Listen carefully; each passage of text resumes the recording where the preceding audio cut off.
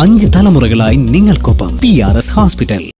മതത്തെ തെറ്റിദ്ധരിപ്പിച്ചുകൊണ്ട് പല രീതിയിലുള്ള അക്രമങ്ങളും സമൂഹത്തിൽ നടക്കുന്നുണ്ട് എന്നതും നമ്മൾ അറിയാതിരുന്നുകൂടാ. കശ്മീരിൽ സംഭവിച്ച ഭീകരാക്രമണം യഥാർത്ഥ ആത്മീയത ഇതിനൊക്കെ എതിരാണ് എന്നുള്ളതാണ് നമ്മൾ മൗലികമായിട്ട് മനസ്സിലാക്കേണ്ടത്. ലോകത്തിലെ മുഴുവൻ മനുഷ്യരെയും വധിച്ചതിന് തുല്യമായിട്ടുള്ള ഭീകരകൃത്യമാണ് അയാൾ ചെയ്തത്. കുരിശുയുദ്ധങ്ങൾ എന്ന് പറയുന്ന ഒരു സംഭവം നടന്നിട്ടുണ്ട്. അത് വേറൊരു മതത്തെ തെറ്റിദ്ധരിപ്പിച്ചുകൊണ്ട് ചെയ്തിരുന്ന കാര്യങ്ങളാണ്. ഭാരതം ഐക്യത്തിൻ്റെ, അഖണ്ഡതയുടെ, പരസ്പര സ്നേഹത്തിൻ്റെ, ബഹുസ്വരതയുടെ എല്ലാം സന്ദേശമാണ് ലോകത്തിന് പ്രദാനം ചെയ്യുന്നത്. ഭാരതമെന്ന പേർ കേട്ടാൽ അഭിമാന പൂരിതമാകണമെന്തരംഗം, കേരളമെന്ന് കേട്ടാലോ തിളക്കണം ചോര നമുക്ക് നിരമ്പുകളിൽ എന്നൊക്കെയാണ് നമ്മൾ പറയാറുള്ളത്. ഭാരതത്തിൻ്റെ ഏറ്റവും വലിയ പ്രത്യേകത എന്ന് പറയുന്നത് വസുദൈവ കുടുംബകം, ലോകത്തെ തന്നെ ഒരു കുടുംബമായി കാണാനുള്ള ആ ഒരു മഹത്തായ മനസ്സ്, അതാണ് ഭാരതത്തിൻ്റെ ഇന്ത്യയുടെ അടിസ്ഥാന ദർശനം എന്ന് പറയുന്നത്. അപ്പോൾ ആ ഒരു അർത്ഥത്തിലാണ് നമ്മുടെ എല്ലാ സംവിധാനങ്ങളും പിൽക്കാലത്ത് രൂപപ്പെട്ടിട്ടുള്ളതും. നമ്മുടെ ഭരണഘടന എങ്ങനെ തുടങ്ങണം എന്നതിനെ സംബന്ധിച്ചുള്ള വ്യത്യസ്തങ്ങളായിട്ടുള്ള വിചാരങ്ങൾ ഉണ്ടായപ്പോൾ, വ്യത്യസ്തങ്ങളായിട്ടുള്ള കൂടിയാലോചനകളും ചിന്തകളും ആളുകൾ പങ്കുവച്ചപ്പോൾ, അവസാനം നമ്മുടെ ഭരണഘടനാ ശില്പികൾ മുന്നോട്ട് വെച്ച വലിയൊരാശയം എന്ന് പറയുന്നത് we the people of India, നമ്മൾ ഇന്ത്യയിലെ ജനങ്ങൾ എന്ന് പറഞ്ഞ് തുടങ്ങാം. അപ്പം അങ്ങനെയാണ് നമ്മുടെ ഭരണഘടന ആരംഭിക്കുന്നത് പോലും. വ്യത്യസ്തങ്ങളായിട്ടുള്ള മതങ്ങൾ, നിങ്ങൾ സൂചിപ്പിച്ചതുപോലെ വ്യത്യസ്തങ്ങളായിട്ടുള്ള ഭാഷകൾ, വ്യത്യസ്തങ്ങളായിട്ടുള്ള സംസ്കാരങ്ങൾ, ഇതെല്ലാം ചേർന്നതാണ് നാനാത്വത്വലേകത്വം. ഈ വൈവിധ്യങ്ങളെയെല്ലാം ഇന്ത്യ എന്ന് പറയുന്ന മഹത്തായ ഒരു ആശയത്തിൽ നമുക്ക് ഒന്നിപ്പിക്കുവാൻ സാധിക്കുന്നു എന്നുള്ളതാണ് ഭാരതത്തിൻ്റെ ഏറ്റവും വലിയ സവിശേഷത എന്ന് പറയുന്നത്. വ്യത്യസ്തതകൾ സംഘർഷത്തിന് വേണ്ടി, പരസ്പരം പോരടിക്കാൻ വേണ്ടിയുള്ളതല്ല, മറിച്ച് വ്യത്യസ്തതകളിൽ നിലനിന്നുകൊണ്ട് പരസ്പരം സ്നേഹിക്കുകയും പരസ്പരം മനസ്സിലാക്കുകയും ചെയ്തുകൊണ്ട് മുന്നോട്ട് പോകണം എന്ന വലിയൊരാശയത്തെയാണ് ഭാരതം മുന്നോട്ട് വയ്ക്കുന്നത്. ലോകത്തെ എല്ലാ മതങ്ങളും അത് ശരിയായ രീതിയിൽ ഉപയോഗപ്പെടുത്തുന്ന അവസ്ഥയുമുണ്ട്, ദുരുപയോഗം ചെയ്യപ്പെടുന്ന അവസ്ഥയുമുണ്ട്. അതല്ലെങ്കിൽ ശരിയായ വ്യാഖ്യാനങ്ങളും ദുർവ്യാഖ്യാനങ്ങളുമെല്ലാം മതത്തിൻ്റെ പേരിൽ നിലനിൽക്കുന്നു.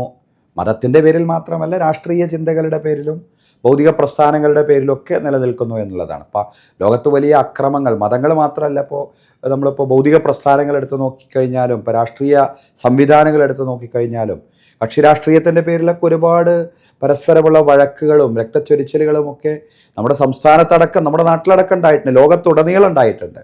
ലോകമഹായുദ്ധങ്ങൾ ഉണ്ടായിട്ടുണ്ട്.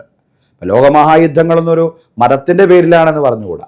ഈ മതത്തെ തെറ്റിദ്ധരിപ്പിച്ചുകൊണ്ട് പല രീതിയിലുള്ള അക്രമങ്ങളും സമൂഹത്തിൽ നടക്കുന്നുണ്ട് എന്നതും നമ്മൾ അറിയാതിരുന്നുകൂടാ. അതിൻ്റെ ഏറ്റവും വലിയൊരു മുന്നറിയിപ്പായിരുന്നു ഈ അടുത്ത കാലത്ത് നമ്മുടെ നാട്ടിൽ, അതല്ലെങ്കിൽ കശ്മീരിൽ സംഭവിച്ച ഈ ഭീകരാക്രമണം എന്ന് പറയുന്നത്. ഒരുപാട് ആളുകൾ, 26ഓളം ആളുകൾ കൊല ചെയ്യപ്പെട്ടു എന്നുള്ളതാണ്, രക്തസാക്ഷികളായി. യഥാർത്ഥത്തിൽ യഥാർത്ഥ മതം, അതല്ലെങ്കിൽ യഥാർത്ഥ ആത്മീയത ഇതിനൊക്കെ എതിരാണ് എന്നുള്ളതാണ് നമ്മൾ മൗലികമായിട്ട് മനസ്സിലാക്കേണ്ടത്. വിശുദ്ധ ഖുർആൻ പറയുന്നത്, ആരെങ്കിലും അന്യായമായിട്ട് ഒരു മനുഷ്യനെ വധിച്ചു കഴിഞ്ഞാൽ ലോകത്തിലെ മുഴുവൻ മനുഷ്യരെയും വധിച്ചതിന് തുല്യമായിട്ടുള്ള ഭീകരകൃത്യമാണ് അയാൾ ചെയ്തിട്ടുള്ളത്. മരണക്കയത്തിലേക്ക് മുങ്ങിക്കൊണ്ടിരിക്കുന്ന ഒരു മനുഷ്യനെ ആരെങ്കിലും രക്ഷപ്പെടുത്തി കഴിഞ്ഞാൽ മുഴുവൻ മനുഷ്യരെയും രക്ഷപ്പെടുത്തുന്നതിന് തുല്യമായിട്ടുള്ള പുണ്യപ്രവൃത്തിയാണ് അയാൾ ചെയ്തിട്ടുള്ളത് എന്നുള്ളതാണ്. അപ്പോൾ മനുഷ്യരെ കൊല്ലുക എന്ന് പറയുന്നത് അത് ഭീകരതയാണ്, അത് കുറ്റകൃത്യമാണ്, അത് തെറ്റാണ്, അത് മഹാവിപത്താണ്. ഇതാണ് യഥാർത്ഥത്തിൽ മതം ഉദ്ഘോഷിച്ചു കൊണ്ടിരിക്കുന്ന സംഗതി എന്ന് പറയുന്നത്. പക്ഷെ വിരലിലിടാവുന്ന ചില ആളുകളാണെങ്കിൽ പോലും ഇതിനെ തെറ്റിദ്ധരിപ്പിച്ചുകൊണ്ടും ദുർവ്യാഖ്യാനിച്ചുകൊണ്ടും ചില കാര്യങ്ങളൊക്കെ നടത്തുന്നു. അത് ഒരു മതത്തെ എന്ന് മാത്രമല്ല, നമുക്കറിയാം കുരിശുയുദ്ധങ്ങൾ എന്ന് പറയുന്നൊരു സംഭവം നടന്നിട്ടുണ്ട്. അത് വേറൊരു മതത്തെ തെറ്റിദ്ധരിപ്പിച്ചുകൊണ്ട് ചെയ്തിരുന്ന കാര്യങ്ങളാണ്. അപ്പോൾ നമ്മൾ യഥാർത്ഥത്തിൽ ഈ യഥാർത്ഥ മതം എന്താണെന്ന് സമൂഹത്തെ മനസ്സിലാക്കി കൊടുക്കുക എന്നുള്ളതാണ് മതപ്രബോധകർ എന്ന അർത്ഥത്തിൽ നമ്മൾ ഈ കാലഘട്ടത്തിൽ ചെയ്യേണ്ടുന്ന ദൗത്യം. മതം എന്ന് പറഞ്ഞാൽ പരസ്പരം സ്നേഹിക്കാനും പരസ്പരം ഐക്യത്തോടുകൂടിയും ഒരുമയോടുകൂടിയും മുന്നോട്ട് നീങ്ങാനും അവനെ പ്രേരിപ്പിക്കുന്ന ആത്മീയ ചിന്തയാണ് മതം എന്ന് പറയുന്നത്. ആ അർത്ഥത്തിൽ മതത്തെ പരിചയപ്പെടുത്തുകയും തലമുറകളിലേക്ക് ഈ മതത്തിൻ്റെ സന്ദേശം, ഈ അർത്ഥത്തിലുള്ള സന്ദേശം കൈമാറ്റം ചെയ്യപ്പെടുകയും ചെയ്യുക എന്നത് മാത്രമാണ് ഈ പറയുന്ന രീതിയിലുള്ള പക്ഷപാതിത്വവും വിഭാഗീയതയും അതുപോലെ തന്നെ ഭീകരചിന്തകളും വാർത്തകളുമൊക്കെ പ്രചരിക്കാതിരിക്കാനുള്ള നമ്മുടെ ഒരു വഴി അതല്ലെങ്കിൽ പരിഹാരം എന്ന് പറയുന്നത്. തീർച്ചയായും എന്ന് പറഞ്ഞാൽ ഏതോ ചില ഛിദ്രശക്തികൾ നമ്മുടെ രാജ്യത്തെ ഭിന്നിപ്പിക്കാനും മതപരമായിട്ട് രണ്ടാക്കാനുമുള്ള ശ്രമങ്ങൾ നടത്തുമ്പോൾ നമ്മുടെ രാജ്യം ഒറ്റക്കെട്ടാണ് എന്നുള്ള ഒരു സന്ദേശം വിളിച്ചറിയിക്കുന്ന ഒരു പ്രതിരോധമാണ് സത്യത്തിൽ നമ്മൾ ഈ 26 പേരെ കൊല ചെയ്യപ്പെട്ടതിന് ശേഷം രാജ്യത്ത് രൂപപ്പെട്ടത്. അത് നമ്മുടെ സൈന്യത്തിൻ്റെ പ്രതിരോധത്തെ സംബന്ധിച്ച് മാത്രമല്ല, സൈന്യത്തിൻ്റെ പ്രതിരോധം പ്രത്യേകമായിട്ട് പ്രശംസനീയമാണ്. അതോടൊപ്പം തന്നെ ജനങ്ങൾ ഇതിനെ ഒറ്റക്കെട്ടായിട്ട് ഈ പറയുന്ന ഭീകരതയെ ഒറ്റക്കെട്ടായിട്ട് എതിർക്കാൻ വേണ്ടി ജനങ്ങൾ മുന്നോട്ട് വന്നു. രാജ്യനിവാസികൾ ജാതിമത വ്യത്യാസങ്ങളില്ലാതെ എല്ലാവരും ഒരുമിച്ച് മുന്നോട്ട് വന്നു എന്നുള്ളതാണ് നമുക്കെല്ലാവർക്കും സന്തോഷം നൽകുന്ന ഘടകം എന്ന് പറയുന്നത്. ഇപ്പം നമ്മൾ ചില കാര്യങ്ങളൊക്കെ നമ്മൾ ആ ഒരു പശ്ചാത്തലത്തിൽ നിന്നുകൊണ്ട് തന്നെ ചില കാര്യങ്ങൾ ചിന്തിക്കുകയും മനസ്സിലാക്കുകയും ചെയ്യണം. അപ്പോൾ നമ്മുടെ മലയാളിയായിട്ടുള്ള നമ്മുടെ ഒരു സഹോദരൻ കൊല്ലപ്പെട്ടു, അതല്ലെങ്കിൽ രക്തസാക്ഷിയായ വിവരം നമുക്കറിയാം. പക്ഷേ അവിടെ വെച്ച് അവരെ കശ്മീരികളായിട്ടുള്ള ആ ഒരു സഹോദരൻ കൊല ചെയ്യപ്പെട്ടപ്പോൾ അദ്ദേഹത്തിൻ്റെ മകള് പറയുന്നുണ്ട് അവർക്കുണ്ടായ അനുഭവം.